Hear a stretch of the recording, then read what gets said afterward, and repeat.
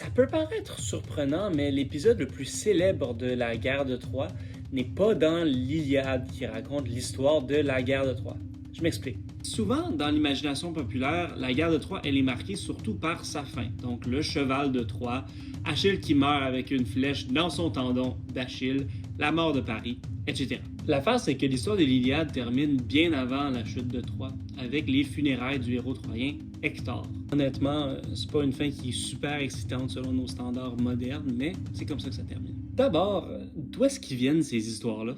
La réalité, c'est que dans l'Antiquité, on avait ce qu'on appelait le cycle homérique, donc qui incluait l'Iliade et l'Odyssée, mais aussi beaucoup d'autres œuvres qui complétaient l'histoire.